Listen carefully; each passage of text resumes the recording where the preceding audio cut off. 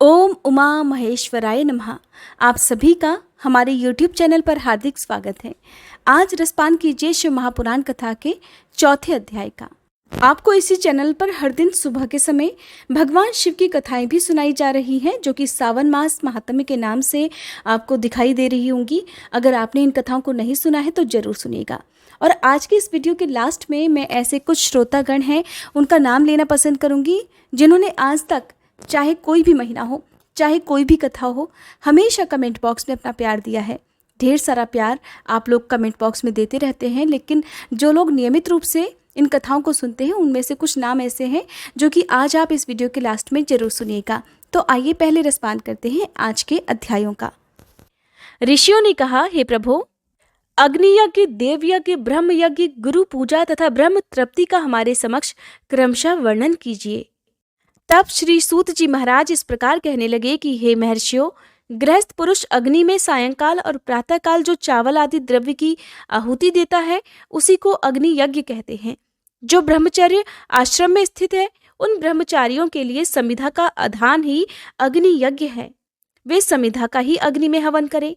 हे ब्राह्मणों, ब्रह्मचर्य आश्रम में निवास करने वाले द्विजों का जब तक विवाह न हो जाए और वे औपसानाग्नि की प्रतिष्ठा ना कर ले, तब तक उनके लिए अग्नि में समिधा की आहुति, व्रत आदि का पालन तथा विशेष यजन आदि ही कर्तव्य है। यही उनके लिए अग्नि यज्ञ है। हे द्विजों, जिन्होंने ब्रह्म अग्नि को विसर्जित करके अपनी आत्मा में ही अग्नि का आरोप कर लिया है, ऐसे वानप्रस्थियों और सन्यासियों के लिए यही हवन या अग्नि यज्ञ है कि वे विहित समय पर हितकर, परिमित और पवित्र अन्न का भोजन कर लें। हे ब्राह्मणों, सायंकाल अग्नि के लिए दी हुई आहुति संपत्ति प्रदान करने वाली होती है, ऐसा जान लेना चाहिए। और प्रातःकाल सूर्य देव को दी हुई आहुति आयु की वृद्धि करने वाली होती है, ये बात अच्छी तरह समझनी चाहिए। दिन में अग्निदेव सूर्य में ही प्रविष्ट हो जाते हैं, अतः प्रातःकाल सूर्य को दी हुई आहुति भी अग्नि यज्ञ के ही अंतर्गत आती है। इस प्रकार यह अग्नि यज्ञ का वर्णन किया गया।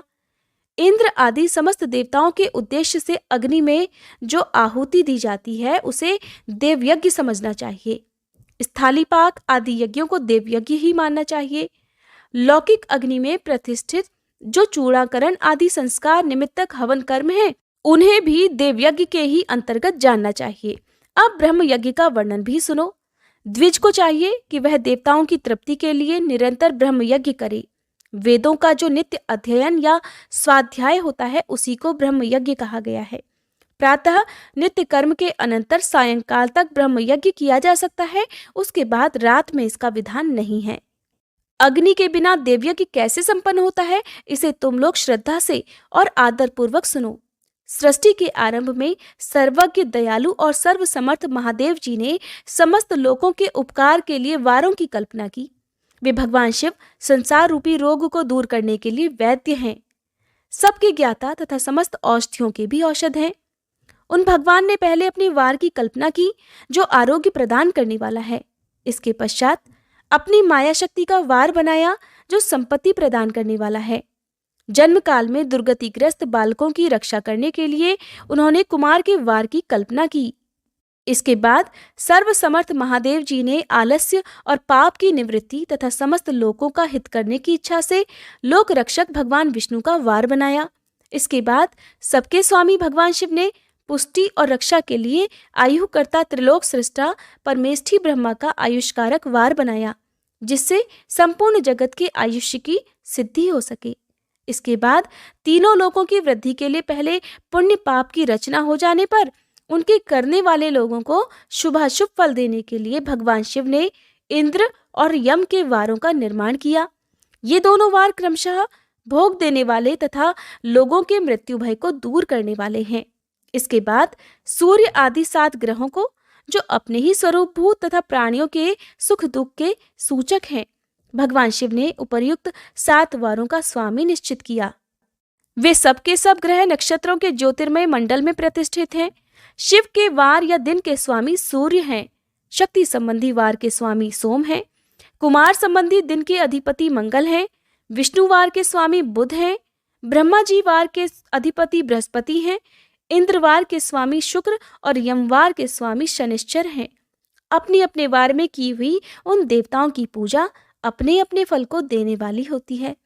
सूर्य आरोग्य के और चंद्रमा संपत्ति के दाता हैं। मंगल व्याधियों का निवारण करते हैं, बुध पुष्टि देते हैं, बृहस्पति आयु की वृद्धि करते हैं, शुक्र भोग देते हैं और शनिश्चर मृत्यु का निवारण करते हैं। ये 7 वारों के क्रमशः फल बताए गए हैं जो उन देवताओं की प्रीति से प्राप्त होते हैं। अन्य देवताओं की भी पूजा का फल देने वाले भगवान शिव ही हैं। देवताओं की प्रसन्नता के लिए पूजा की 5 प्रकार की ही पद्धति बनाई गई। उन देवताओं के मंत्रों का जप यह पहला प्रकार है। उनके लिए होम करना दूसरा, दान करना तीसरा तथा तप करना चौथा प्रकार है। किसी वेदी पर, प्रतिमा में, अग्नि में अथवा ब्राह्मण के शरीर में आराध्य देवता की भावना करके 16 उपचारों से उनकी पूजा या आराधना करना 5वां प्रकार है। इनमें पूजा के उत्तरोत्तर आधार श्रेष्ठ हैं। पूर्व के अभाव में उत्तरोत्तर आधार का अवलंबन करना चाहिए। दोनों नेत्रों तथा मस्तक के रोग में और कुष्ठ रोग की शांति के लिए भगवान सूर्य की पूजा करके ब्राह्मणों को भोजन कराएं। तदंतर 1 दिन, 1 मास, 1 वर्ष अथवा 3 वर्ष तक लगातार ऐसा साधन करना चाहिए।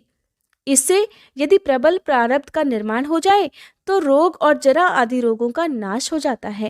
इष्ट देव के नाम मंत्रों का जप आदि साधन वार आदि के अनुसार फल देते हैं। रविवार को सूर्य देव के लिए, अन्य देवताओं के लिए तथा ब्राह्मणों के लिए विशिष्ट वस्तु अर्पित करें।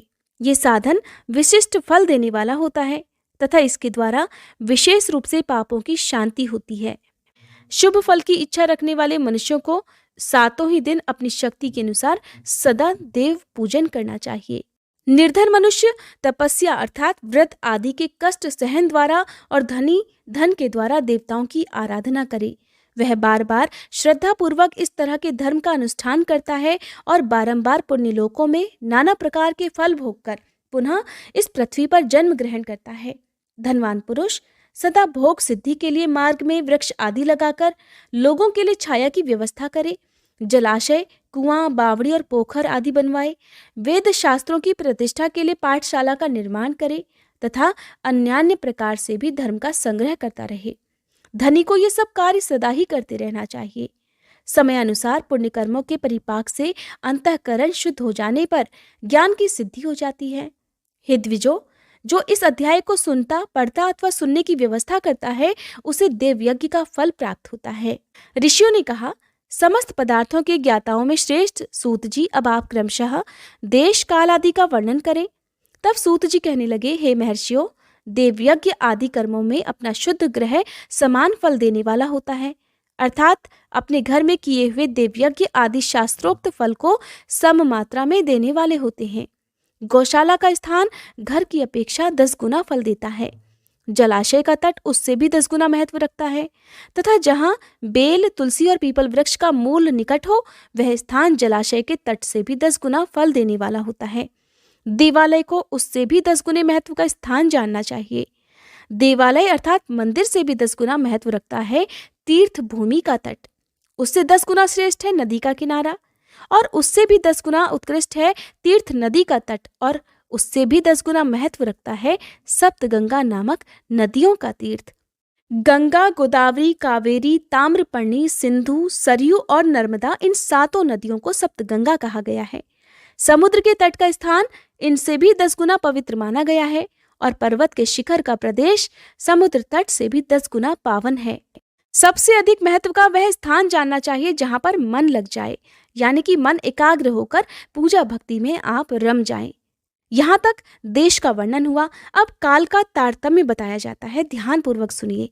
सतयुग में यज्ञ, दान आदि कर्म पूर्ण फल देने वाले होते हैं, ऐसा जानना चाहिए। त्रेता युग में उसका 3/4 फल मिलता है। द्वापर युग में सदा आधे ही फल की प्राप्ति कही गई है।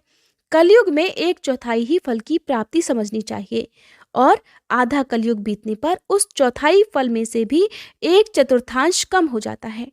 शुद्ध अंतःकरण वाले पुरुष को शुद्ध और पवित्र दिन सम फल देने वाले होते हैं। विद्वान ब्राह्मणों, सूर्य संक्रांति के दिन किया हुआ सत्कर्म पूर्वोक्त शुद्ध दिन की अपेक्षा 10 गुना फल देने वाला होता है, ये जान लेना चाहिए। उससे भी 10 गुना महत्व उस कर्म का है जो विषुव नामक योग में किया जाता है।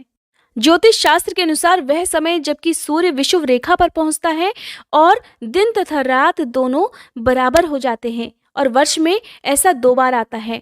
एक तो सौर चैत्र मास की 9वीं तिथि या अंग्रेजी 21 मार्च को, और दूसरा सौर आश्विन मास की 9वीं तिथि या अंग्रेजी 22 सितंबर को।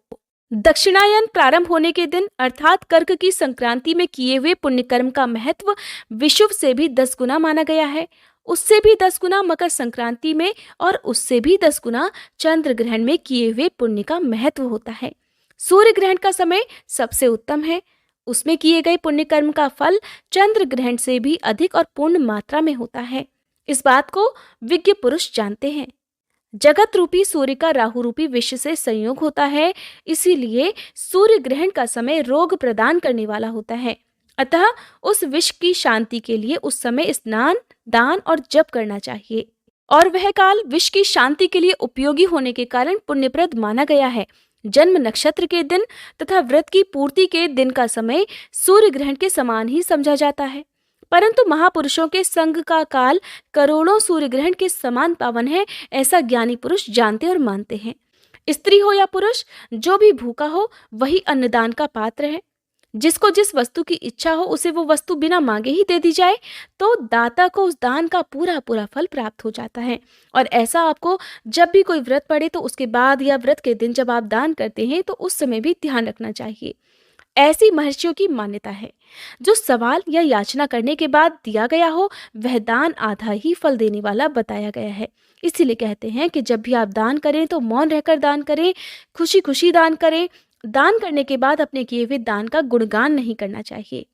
अपने सेवक को दिया हुआ दान 1/4 फल देने वाला होता है। हे विप्रवरों, जो जाति मात्र से ब्राह्मण है और दीनता पूर्ण वृत्ति से जीवन बिताता है, उसे दिया हुआ धन का दान दाता को इस धरती लोक पर 10 वर्षों तक भोग प्रदान करने वाला होता है। और वही दान यदि वेद वेत्ता ब्राह्मण को दिया जाए तो वह स्वर्ग लोक में देवताओं के वर्ष से 10 वर्षों तक दिव्य भोग देने वाला होता है। शिल और उच्च वृत्ति से लाया हुआ और गुरु दक्षिणा में प्राप्त हुआ अन्न धन शुद्ध द्रव्य कहलाता है। उसका दान दाता को पूर्ण फल देने वाला बताया गया है। क्षत्रियों का शौर्य से कमाया हुआ, वैश्यों का व्यापार से आया हुआ और शूद्रों का सेवा वृत्ति से प्राप्त किया हुआ धन भी उत्तम द्रव्य माना जाता है। धर्म की इच्छा रखने वाली स्त्रियों को जो धन पिता और पति से प्राप्त होता है, उनके लिए वह उत्तम द्रव्य होता है। गऊ आदि 12 वस्तुओं का चैत्र आदि 12 महीने में क्रमशः दान करना चाहिए। गऊ, भूमि, तिल, स्वर्ण, घी, वस्त्र, धान्य, गुड़, चांदी, नमक, कोहड़ा और कन्या, यही 12 वस्तुएं हैं। इनमें गोदान से कायिक, वाचिक और मानसिक पापों का निवारण तथा कायिक आदि पुण्य कर्मों की पुष्टि होती है। हे ब्राह्मणों, भूमि का दान इस लोक और परलोक में प्रतिष्ठा की प्राप्ति कराने वाला है। तिल का दान बलवर्धक और मृत्यु का निवारक होता है। स्वर्ण का दान जठराग्नि को बढ़ाने वाला तथा वीरदायक है। घी का दान पुष्टिकारक है। वस्त्र का दान आयु की वृद्धि कराने वाला है, ऐसा जानना चाहिए। धान्य का दान अन्न धन की समृद्धि में कारण होता है। गुड़ का दान मधुर भोजन की प्राप्ति कराने वाला होता है। चांदी के दान से वीर की वृद्धि होती है। लवण का दान षड्रस भोजन की प्राप्ति कराता है। सब प्रकार के दान सारी समृद्धि की सिद्धि के लिए होते हैं। विज्ञ पुरुष कुष्मांड के दान को पुष्टिदायक मानते हैं। कन्या का दान आजीवन भोग देने वाला कहा गया है। हे ब्राह्मणों, वह लोक और परलोक में भी संपूर्ण भोगों की प्राप्ति कराने वाला है। जिन लोगों की कन्या ना हो उन्हें अपने जीवन में हो सके तो हर साल नहीं तो कम से कम एक बार तुलसी विवाह करके कन्यादान जैसे पुण्य कर्म को भी कर लेना चाहिए। विद्वान पुरुष को चाहिए कि जिन वस्तुओं से श्रवण आदि इंद्रियों की तृप्ति होती है उनका सदा दान करे। श्रोत्र आदि 10 इंद्रियों के जो शब्द आदि 10 विषय हैं उनका दान किया जाए तो वे भोगों की प्राप्ति कराते हैं तथा दिशा आदि इंद्रिय देवताओं को संतुष्ट करते हैं। वेद और शास्त्र को गुरुमुख से ग्रहण करके गुरु के उपदेश से अथवा स्वयं ही बोध प्राप्त कराने के बाद बुद्धि का ये निश्चय होता है कि कर्मों का फल अवश्य मिलता है। इसी को उच्च कोटि की आस्तिकता कहते हैं। भाई बंधु अथवा राजा के भय से जो आस्तिकता बुद्धि या श्रद्धा होती है वह कनिष्ठ श्रेणी की आस्तिकता होती है। आस्तिक मतलब जो भगवान में विश्वास रखते हो, जो सर्वथा दरिद्र हैं, इसलिए जिसके पास सभी वस्तुओं का अभाव है वह वाणी अथवा कर्म द्वारा यजन करे। मंत्र, स्तोत्र और जप आदि को वाणी द्वारा किया हुआ यजन समझना चाहिए तथा तीर्थ यात्रा और व्रत आदि को विद्वान पुरुष शारीरिक यजन मानते हैं।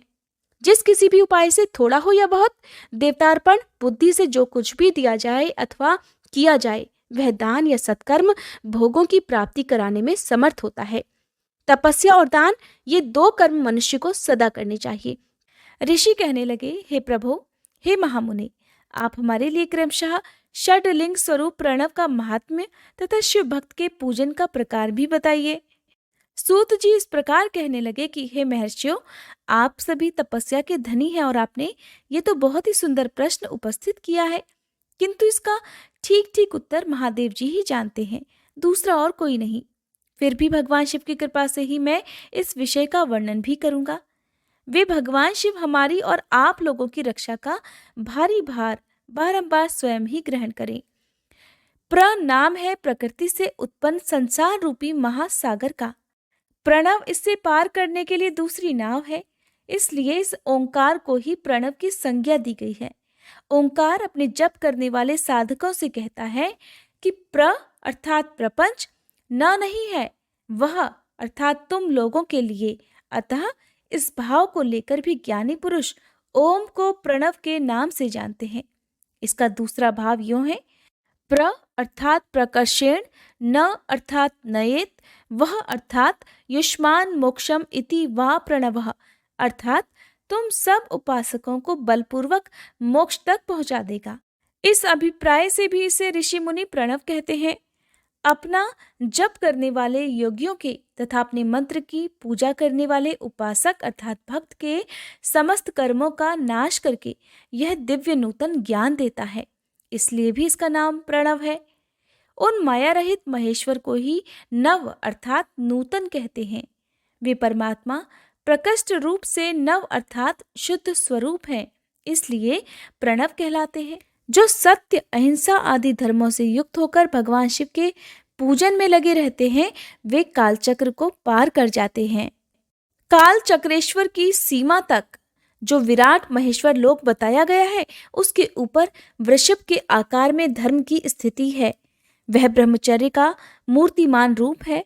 उसके सत्य, शौच, अहिंसा और दया ये चार पाद अर्थात पैर हैं। वह साक्षात शिवलोक के द्वार पर खड़ा है। ऋषि कहने लगे, सर्वज्ञों में श्रेष्ठ सूत जी, बंधन और मोक्ष का स्वरूप क्या है ये भी हमें बताइए। तब सूत जी महाराज कहने लगे, हे महर्षियों, मैं बंधन और मोक्ष का स्वरूप तथा मोक्ष के उपाय का वर्णन करूंगा, तुम लोग आदरपूर्वक सुनो। जो प्रकृति आदि 8 बंधनों से बंधा हुआ है वह जीव बद्ध कहलाता है, और जो उन 8 बंधनों से छूटा हुआ है उसे मुक्त कहते हैं। प्रकृति आदि को वश में कर लेना ही मोक्ष कहलाता है। बंधन आगंतुक है और मोक्ष स्वतः सिद्ध है। बद्ध जीव जब बंधन से मुक्त हो जाता है तब उसे मुक्त जीव कहते हैं। प्रकृति आदि 8 तत्वों के समूह से देह की उत्पत्ति हुई है। देह से कर्म उत्पन्न होता है और फिर कर्म से नूतन देह की उत्पत्ति होती है। इस प्रकार बारंबार जन्म और कर्म होते ही रहते हैं। शरीर को स्थूल, सूक्ष्म और कारण के भेद से 3 प्रकार का जानना चाहिए। स्थूल शरीर जागृत अवस्था में, व्यापार कराने वाला अर्थात सूक्ष्म शरीर जो जागृत और स्वप्न अवस्थाओं में होता है, इंद्रिय भोग प्रदान करने वाला तथा कारण शरीर जो कि सुषुप्ता अवस्था में होता है और जो आनंद की अनुभूति कराने वाला कहा गया है। जीव को उसके प्रारब्ध कर्मानुसार सुख दुख प्राप्त होते हैं। वह अपने पुण्य कर्मों के फलस्वरूप सुख और पाप कर्मों के फलस्वरूप दुख का उपभोग करता है। भगवान महेश्वर ही प्रकृति आदि महाचक्र के कर्ता हैं, क्योंकि वे प्रकृति से परे हैं। जैसे बकायन नाम का वृक्ष का थाला जल को पीता और उगलता है, उसी प्रकार शिव प्रकृति आदि को अपने वश में करके उस पर शासन करते हैं। उन्होंने सबको वश में कर रखा है, इसीलिए उन्हें शिव कहा गया है। शिव ही सर्वज्ञ, परिपूर्ण तथा निष्प्रह है। सर्वज्ञता, तृप्ति, अनादि बोध, स्वतंत्रता, नित्य अलुप्त शक्ति से संयुक्त होना और अपने भीतर अनंत शक्तियों को धारण करना, महेश्वर के इन 6 प्रकार के मानसिक ऐश्वर्यों को केवल वेद जानता है। अतः भगवान शिव के अनुग्रह से ही प्रकृति आदि 8 तत्व वश में होते हैं। भगवान शिव का कृपा प्रसाद प्राप्त करने के लिए उन्हीं का पूजन करना चाहिए। यदि ये कहें शिव तो परिपूर्ण है, निष्प्रह है, उनकी पूजा कैसे हो सकती है, तो इसका उत्तर यह है कि भगवान शिव के उद्देश्य से उनकी प्रसन्नता के लिए किया हुआ सत्कर्म उनके कृपा प्रसाद को प्राप्त कराने वाला होता है। शिवलिंग में, शिव की प्रतिमा में तथा शिव भक्त जनों में शिव जी की भावना करके उनकी प्रसन्नता के लिए पूजा करनी चाहिए। वह पूजन शरीर से, मन से, वाणी से और धन से भी किया जा सकता है। उस पूजा से महेश्वर शिव, जो प्रकृति से परे हैं, पूजक पर विशेष कृपा करते हैं और उनका वह कृपा प्रसाद सत्य होता है। शिव जी की कृपा से कर्म आदि सभी बंधन अपने वश में हो जाते हैं। कर्म से लेकर प्रकृति पर्यंत सब कुछ जब वश में हो जाता है, तब वह जीव मुक्त कहलाता है। ऋषि कहने लगे, उत्तम व्रत का पालन करने वाले हे सूत जी, लिंग आदि में शिव जी की पूजा का क्या विधान है, अब ये भी हमें बतलाइए। तब श्री सूत जी महाराज ने इस प्रकार कहा कि हे द्विजो, मैं लिंगों के क्रम का यथावत वर्णन कर रहा हूं, आप सब ध्यान पूर्वक सुनिए। वह प्रणव ही समस्त अभीष्ट वस्तुओं को देने वाला प्रथम लिंग है। उसे सूक्ष्म प्रणव रूप समझो। सूक्ष्म लिंग निष्कल होता है और स्थूल लिंग सकल। पंचाक्षर मंत्र को ही स्थूल लिंग कहते हैं, अर्थात नमः शिवाय को स्थूल लिंग कहते हैं। उन दोनों प्रकार के लिंगों का पूजन तपस्या कहलाता है, तप कहलाता है। वे दोनों ही लिंग साक्षात मोक्ष देने वाले होते हैं। पौरुष लिंग और प्रकृति लिंग के रूप में बहुत से लिंग हैं। उन्हें भगवान शिव ही विस्तार पूर्वक बता सकते हैं, दूसरा कोई नहीं जानता। पृथ्वी के विकारभूत जो जो लिंग ज्ञात हैं, उनको मैं तुम्हें बता रहा हूं। उन सभी में स्वयंभू लिंग प्रथम माना जाता है, दूसरा बिंदु लिंग, तीसरा प्रतिष्ठित लिंग, चौथा चरलिंग और पांचवा गुरुलिंग है। देवर्षियों की तपस्या से संतुष्ट होकर उनके समीप प्रकट होने के लिए पृथ्वी के अंतर्गत बीज रूप से व्याप्त हुए भगवान शिव वृक्षों के अंकुर की भांति भूमि को भेद कर नादलिंग के रूप में व्यक्त हो जाते हैं। वे स्वतः व्यक्त हुए शिव ही स्वयं प्रकट होने के कारण स्वयंभू नाम धारण करते हैं। ज्ञानी जन उन्हें स्वयंभू लिंग के रूप में जानते हैं। उस स्वयंभू लिंग की पूजा से उपासक का ज्ञान खुद ही बढ़ने लगता है। सोने चांदी के पत्र पर, भूमि पर अथवा वेदी पर अपने हाथ से लिखित जो शुद्ध प्रणव मंत्र रूप लिंग है, उसमें तथा मंत्र लिंग का आलेखन करके उसमें भगवान शिव की प्रतिष्ठा और आवाहन करे। ऐसा बिंदु नादमय लिंग स्थावर और जंगम दोनों ही प्रकार का होता है। इसमें भगवान शिव का दर्शन भावनामय ही है, ऐसा निसंदेह कहा जा सकता है। जिसको जहां भगवान शंकर के प्रकट होने का विश्वास हो, उसके लिए वहीं प्रकट होकर वे अभीष्ट फल प्रदान करते हैं। अपने हाथ से लिखे हुए यंत्र में या अकृत्रिम स्थावर आदि में भगवान शिव का आवाहन करके 16 उपचारों से उनकी पूजा करें। ऐसा करने से साधक स्वयं ही ऐश्वर्य को प्राप्त कर लेता है और इस साधन के अभ्यास से उसको ज्ञान भी होता है। देवताओं और ऋषियों ने आत्म सिद्धि के लिए अपने हाथ से वैदिक मंत्रों के उच्चारण पूर्वक शुद्ध मंडल में शुद्ध भावना द्वारा जिस उत्तम शिवलिंग की स्थापना की है, उसे पौरुष लिंग कहते हैं और वही प्रतिष्ठित लिंग कहलाता है। उस लिंग की पूजा करने से सदा पौरुष और ऐश्वर्य की प्राप्ति होती है। महान ब्राह्मण और महाधनी राजा किसी कारीगर से शिवलिंग का निर्माण कराकर जो मंत्र पूर्वक उसकी स्थापना करते हैं, उनके द्वारा स्थापित किया हुआ वह लिंग भी प्रतिष्ठित लिंग कहलाता है, किंतु वह प्राकृत लिंग है। इसीलिए प्राकृत ऐश्वर्य भोग को ही देने वाला होता है। जो शक्तिशाली और नित्य होता है उसे पौरुष कहते हैं तथा जो दुर्बल और अनित्य होता है वह प्राकृत कहलाता है। लिंग नाभि, जिह्वा, नासाग्र भाग और शाखा के क्रम से कटी, हृदय और मस्तक तीनों स्थानों में जो लिंग की भावना की गई है, उस आध्यात्मिक लिंग को ही चरलिंग कहते हैं। पर्वत को पौरुष लिंग बतलाया गया है और भूतल को विद्वान पुरुष प्राकृत लिंग मानते हैं। वृक्ष आदि को पौरुष लिंग जानना चाहिए और गुल्म आदि को प्राकृत लिंग। साठी नामक धान्य को प्राकृत लिंग समझना चाहिए और शाली अर्थात अगहनी और गेहूं को पौरुष लिंग। अणिमा आदि 8 सिद्धियों को देने वाला जो ऐश्वर्य है उसे पौरुष ऐश्वर्य जानना चाहिए। सुवर्ण लिंग वैश्यों को महान धनपति का पद प्रदान करने वाला है तथा सुंदर शिवलिंग शूद्रों को महाशुद्धि देने वाला है। स्फटिकमय लिंग तथा बाण लिंग सभी लोगों को उनकी समस्त कामनाएं प्रदान करते हैं। अगर अपना ना हो तो दूसरे का स्फटिक या बाण लिंग भी पूजा के लिए निषिद्ध नहीं होता। स्त्रियों विशेषतः सधवाओं के लिए पार्थिव लिंग की पूजा का विधान है। प्रवृत्ति मार्ग में स्थित विधवाओं के लिए स्फटिक लिंग की पूजा बताई गई है, परंतु विरक्त विधवाओं के लिए रसलिंग की पूजा को ही श्रेष्ठ माना गया है। उत्तम व्रत का पालन करने वाले महर्षियों बचपन में, जवानी में और बुढ़ापे में भी शुद्ध स्फटिकमय शिवलिंग का पूजन स्त्रियों को समस्त भोग प्रदान करने वाला है। ग्रहासक्त स्त्रियों के लिए पीठ पूजा भूतल पर संपूर्ण अभीष्ट को देने वाली है। प्रवृत्ति मार्ग में चलने वाला पुरुष सुपात्र गुरु के सहयोग से ही समस्त पूजा कर्म संपन्न करे। इष्ट देव का अभिषेक करने के बाद अगहनी के चावल से बने हुए खीर आदि पकवानों द्वारा नैवेद्य अर्पण करे। पूजा के अंत में शिवलिंग को संपुट में पधराकर घर के भीतर अलग रख दे।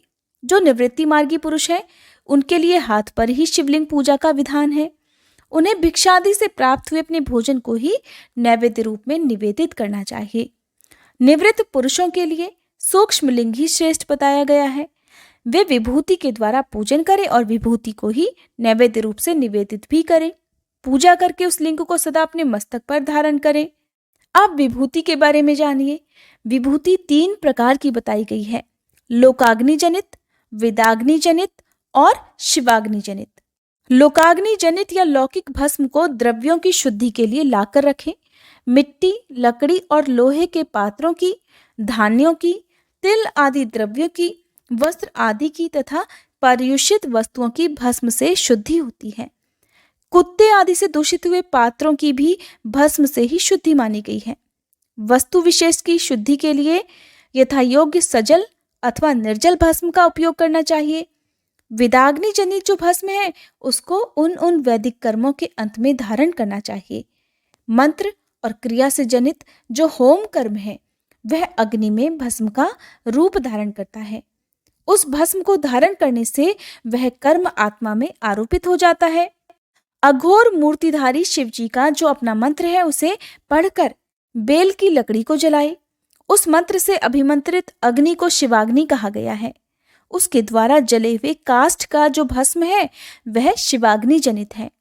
कपिला गाय के गोबर अथवा गाय मात्र के गोबर को तथा शमी, पीपल, पलाश, बड़, अमलतास और बेर इनकी लकड़ियों को शिवाग्नि से जलाए। वह शुद्ध भस्म शिवाग्नि जनित माना गया है। अथवा कुश की अग्नि में शिव मंत्र के उच्चारण पूर्वक काष्ठ को जलाए। फिर उस भस्म को कपड़े से अच्छी तरह छानकर नए घड़े में भरकर रख दे। उसे समय समय पर अपनी कांति या शोभा की वृद्धि के लिए धारण करे। ऐसा करने वाला पुरुष सम्मानित और पूजित होता है। पूर्व काल में भगवान शिव ने भस्म शब्द का ऐसा ही एक शाब्दिक अर्थ प्रकट किया था। जैसे राजा अपने राज्य में सारभूत कर को ग्रहण करता है, जैसे मनुष्य सस्य आदि को जलाकर अर्थात रांध कर उसका सार ग्रहण करते हैं, और जैसे जठरानल नाना प्रकार के भक्ष्य भोज्य आदि पदार्थों को भारी मात्रा में ग्रहण करके जलाता और जलाकर सारतर वस्तु ग्रहण करता है और उस सारतर वस्तु से स्वदेह का पोषण करता है, उसी प्रकार प्रपंचकर्ता परमेश्वर शिव ने भी अपने में आधे रूप से विद्यमान प्रपंच को जलाकर भस्म रूप से उसके सार तत्व को ग्रहण किया है। प्रपंच को दग्ध करके शिव ने उसके भस्म को अपने शरीर में लगाया है। राख भभूत पोतने के बहाने जगत के सार को ही ग्रहण किया है। अपने शरीर में अपने लिए रत्न स्वरूप भस्म को इस प्रकार स्थापित किया है। आकाश के सार तत्व से केश, वायु के सार तत्व से मुख, अग्नि के सार तत्व से हृदय, जल के सार तत्व से कटिभाग और पृथ्वी के सार तत्व से घुटने को धारण किया है। इसी तरह उनके सारे अंग विभिन्न वस्तुओं के सार रूप हैं। महेश्वर ने अपने ललाट में तिलक रूप से जो त्रिपुंड्र धारण किया है वह ब्रह्मा, विष्णु और रुद्र का सार तत्व है। वे इन सब वस्तुओं को जगत के अभ्युदय का हेतु मानते हैं। इन भगवान शिव ने ही प्रपंच के सार स्वरूप को अपने वश में किया है, अतः अपने वश में करने वाला दूसरा कोई नहीं है। जैसे समस्त मृगों का हिंसक मृग सिंह कहलाता है और उसकी हिंसा करने वाला दूसरा कोई मृग नहीं है, इसीलिए उसे मृग सिंह कहा गया है। जन्म और मरण रूप द्वंद्व को भगवान शिव की माया ने ही अर्पित किया है। जो इन दोनों को शिव जी की माया को ही अर्पित कर देता है वह फिर शरीर के बंधन में नहीं पड़ता। जब तक शरीर रहता है तब तक जो क्रिया के अधीन है वह जीव बद्ध कहलाता है। स्थूल रूप और कारण तीनों शरीरों को वश में कर लेने पर जीव का मोक्ष हो जाता है। शिव भक्त पुरुष देश, काल, शरीर और धन के अनुसार यथा योग्य क्रिया आदि का अनुष्ठान करे। न्यायोपार्जित उत्तम धन से निर्वाह करते हुए विद्वान पुरुष शिव जी के स्थान में निवास करे। जीव हिंसा आदि से रहित और अत्यंत क्लेश शून्य जीवन बिताते हुए पंचाक्षर मंत्र के जप से अभिमंत्रित अन्न और जल को सुख स्वरूप माना गया है। अथवा कहते हैं कि दरिद्र पुरुष के लिए भिक्षा से प्राप्त हुआ अन्न ज्ञान देने वाला होता है। शिव भक्त को भिक्षान्न प्राप्त हो तो वह शिव भक्ति को बढ़ाता है। शिव योगी पुरुष भिक्षान्न को शंभु सत्र कहते हैं।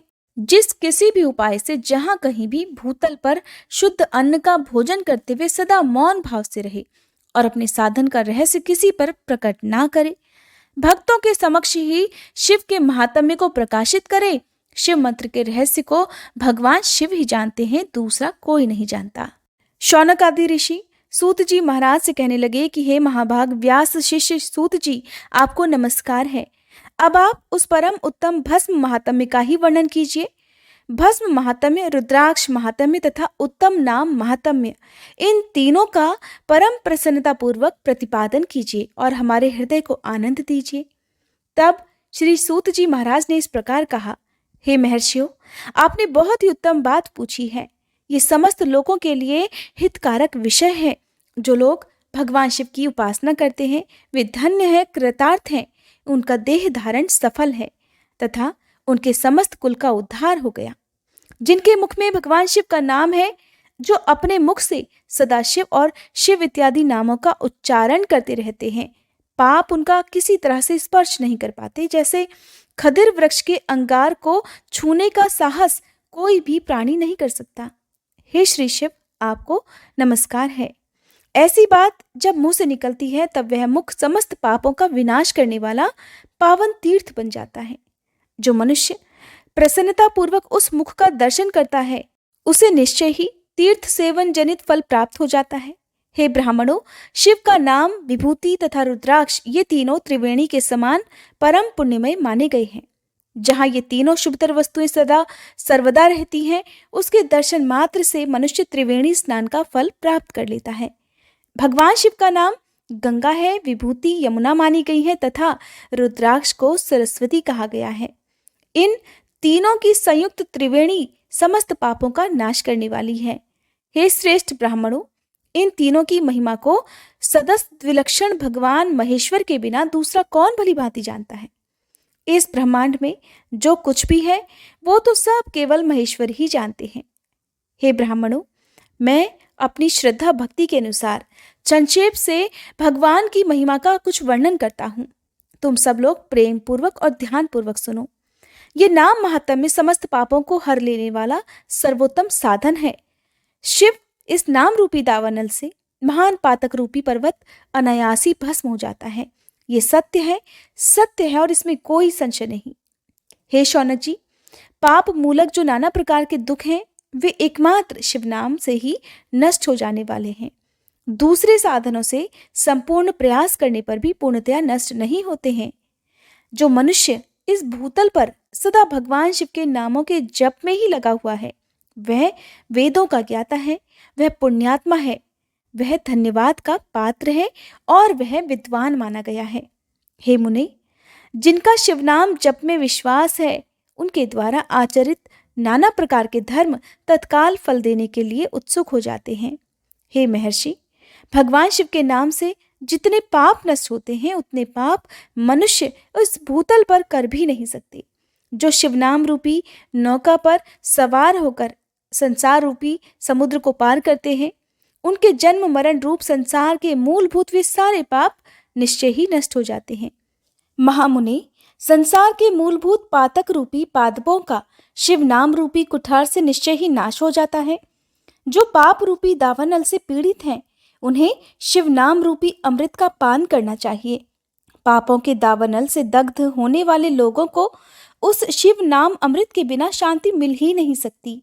जो शिवनाम रूपी सुधा की वृष्टि जनित धारा में गोते लगा रहे हैं, वे संसार रूपी दावानल के बीच में खड़े होने पर भी कदापि शोक के भागी नहीं होते।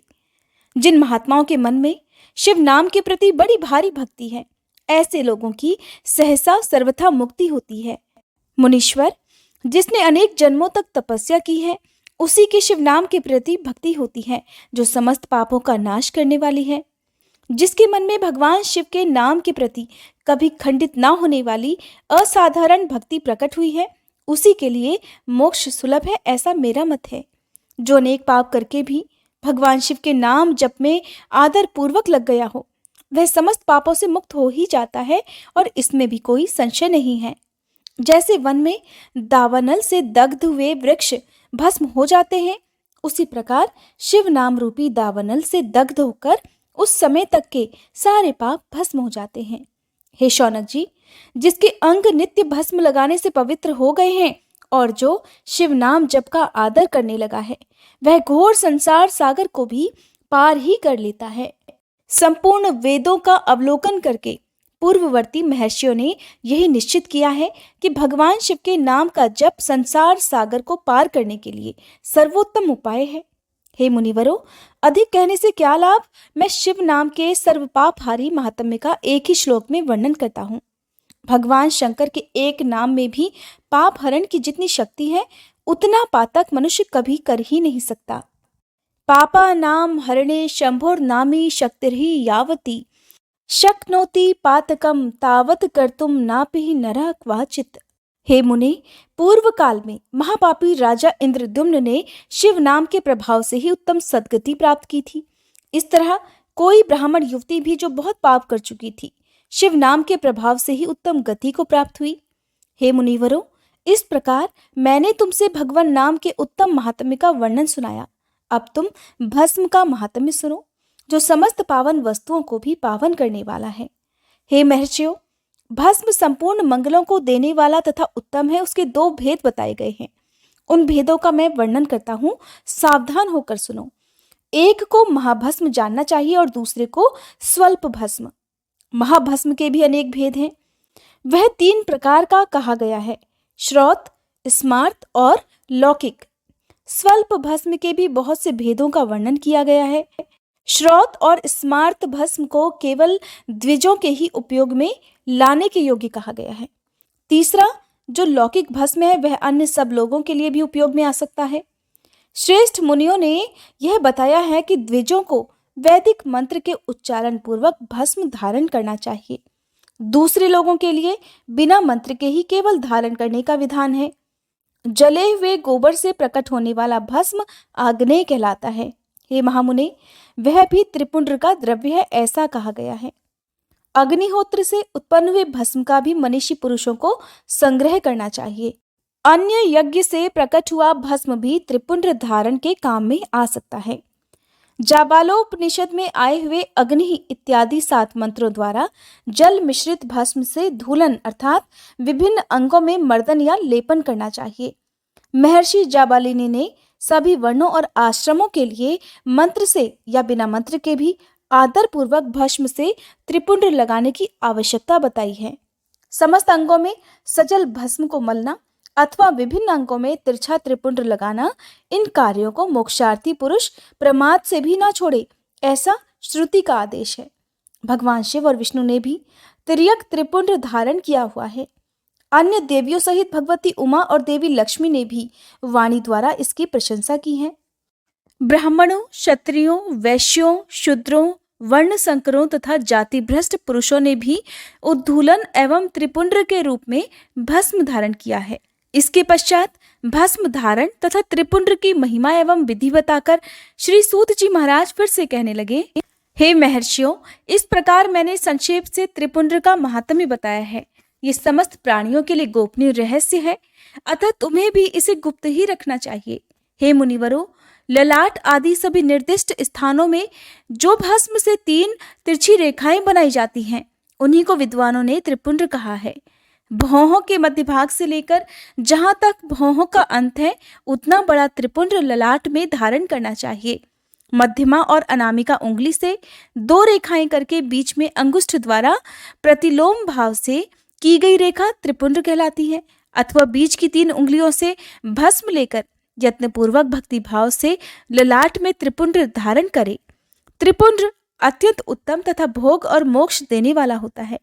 त्रिपुंड्र की 3 रेखाओं में से प्रत्येक के 9 देवता हैं जो सभी अंगों में स्थित हैं। मैं उनका परिचय देता हूँ, सावधान होकर सुनो।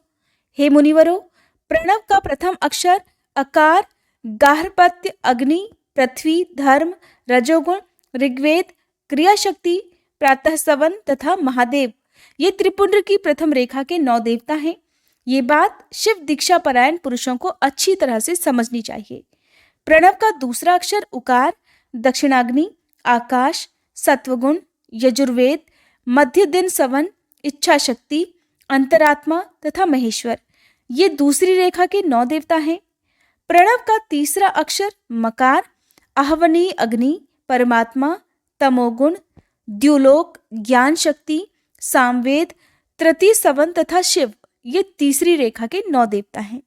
इस प्रकार स्थान देवताओं को उत्तम भक्ति भाव से नित्य नमस्कार करके स्नान आदि से शुद्ध हुआ पुरुष यदि त्रिपुंड्र धारण करे तो भोग और मोक्ष को भी प्राप्त कर लेता है। मुनीश्वर, ये संपूर्ण अंगों में स्थान देवता बताए गए हैं। अब उनके संबंधी स्थान भी बताता हूँ, भक्तिपूर्वक सुनो। 32, 16, 8 अथवा 5 स्थानों में त्रिपुंड्र का न्यास करे। मस्तक, ललाट, दोनों कान, दोनों नेत्र, दोनों नासिका, मुख, कंठ, दोनों हाथों, दोनों कोहनी, दोनों कलाई, हृदय, दोनों पार्श्वभाग, नाभि, दोनों अंडकोश, दोनों उरु, दोनों गुल्फ, दोनों घुटने, दोनों पिंडली और दोनों पैर, ये 32 उत्तम स्थान हैं। इनमें क्रमशः अग्नि, जल, पृथ्वी, वायु, 10 दिक् प्रदेश, 10 दिक्पाल तथा 8 वसुओं का निवास है। धर, ध्रुव, सोम, आप, अनल, अनिल, प्रत्यूष और प्रभास, ये 8 वसु कहे गए हैं। इन सब का नामात्र लेकर इनके स्थानों में विद्वान पुरुष त्रिपुंड्र को धारण करे अथवा एकाग्रचित होकर 16 स्थान में ही त्रिपुंड्र धारण करे। मस्तक, ललाट, कंठ, दोनों कंधों, दोनों भुजाओं, दोनों कोहनियों तथा दोनों कलाइयों में, हृदय में, नाभि में, दोनों पसलियों तथा पृष्ठभाग में त्रिपुंड्र लगाकर वहां दोनों अश्विनी कुमारों का, शिव, शक्ति, रुद्र, ईश तथा नारद का और वामा आदि 9 शक्तियों का पूजन करे। ये सब मिलाकर 16 देवता हैं। अश्विनी कुमार 2 कहे गए हैं, नासत्य और दस्त्र अथवा मस्तक, केश, दोनों कान, मुख, दोनों भुजा, हृदय, नाभि, दोनों उरु, दोनों जानू, दोनों पैर और पृष्ठभाग, इन 16 स्थानों में 16 त्रिपुंड्र का न्यास करे। मस्तक में शिव, केश में चंद्रमा, दोनों कानों में रुद्र और ब्रह्मा, मुख में विघ्नराज गणेश, दोनों भुजाओं में विष्णु और लक्ष्मी, हृदय में शंभु, नाभि में प्रजापति, दोनों उरुओं में नाग और नाग कन्याएं, दोनों घुटनों में ऋषि कन्याएं तथा दोनों पैरों में समुद्र और विशाल पृष्ठभाग में संपूर्ण तीर्थ देवता रूप से विराजमान हैं। इस प्रकार 16 स्थानों का परिचय दिया गया। अब 8 स्थान बताए जाते हैं। गुह्य स्थान, ललाट, परम उत्तम कर्ण युगल, दोनों कंधे, हृदय और नाभि, ये 8 स्थान हैं। इनमें ब्रह्मा तथा सप्तऋषि, ये 8 देवता बताए गए हैं। हे मुनीश्वरों, भस्म के स्थान को जानने वाले विद्वानों ने इस तरह 8 स्थानों का परिचय दिया है। अथवा मस्तक, दोनों भुजाएं, हृदय और नाभि, इन 5 स्थानों को भस्म वेत्ता पुरुषों ने भस्म धारण के योग्य बताया है। यथासंभव देश काल आदि की अपेक्षा रखते हुए भस्म को अभिमंत्रित करना और जल में मिलाना आदि कार्य करे। यदि उद्धूलन में भी असमर्थ हो तो त्रिपुंड आदि लगाए। त्रिनेत्रधारी, तीनों गुणों के आधार और तीनों देवताओं के जनक भगवान शिव का स्मरण करते हुए नमः शिवाय कहकर ललाट में त्रिपुंड लगाए। ईशाभ्याम नमः ऐसा कहकर दोनों पार्श्व भागों में त्रिपुंड धारण करे। बीजाभ्याम नमः ऐसा बोलकर दोनों कलाइयों में भस्म लगाए। पितृभ्याम नमः कहकर नीचे के अंग में, उमेशाभ्याम नमः कहकर ऊपर के अंग में तथा भीमाय नमः कहकर पीठ में और सिर के पिछले भाग में त्रिपुंड लगाना चाहिए। जय भोलेनाथ। इसके आगे का वर्णन आप सभी अगले अध्याय में सुनिएगा। अब उन सभी को मैं हार्दिक धन्यवाद कहती हूँ जिन्होंने अब तक हमारे चैनल पर नियमित रूप से कमेंट किए हैं, हमेशा ढेर सारा प्यार दिया है। अगर आपका नाम इस वीडियो में नहीं लिया गया है तो प्लीज़ आप मुझे कमेंट करके बता सकते हैं ताकि अगली वीडियो में मैं आपका नाम भी ले सकूं। जिनमें सबसे पहले हैं नूतन ठाकुर जी, हमेशा हर वीडियो पर कमेंट करते हैं, ढेर सारा आशीर्वाद भी देते हैं। फिर हैं सुषमा वर्मा जी, विनीता शर्मा जी, दीपिका गर्ग जी, पूर्णिमा सिंह जी, शशि सुरेंद्र जी, संतोष कुमारी जी, कांता बत्रा जी, मोहक गोयल जी, विक्रांत सिंह जी, रेणुका जी, पूनम कुमारी जी, सुनीता साधना जी, डॉक्टर महेश सोनी जी, वीके त्यागी जी, तनु सिन्हा जी, ऋचा कुमारी जी, सीमा चतुर्वेदी जी, जय प्रकाश सिंह जी, कीर्ति Dubey ji, all of your choice, शायद ये इनका चैनल है, इनकी तरफ से भी बहुत सारे कमेंट आते हैं। रितिका प्रजापति जी, रितिका राणा जी, नीना जजोदिया जी, मिनी चौहान जी, संध्या पाठक जी, सुलोचना कदम जी, गीता परमार जी, साक्षी राणा जी, राजविंदर कौर जी और कमला देवी, आप सभी का हार्दिक आभार।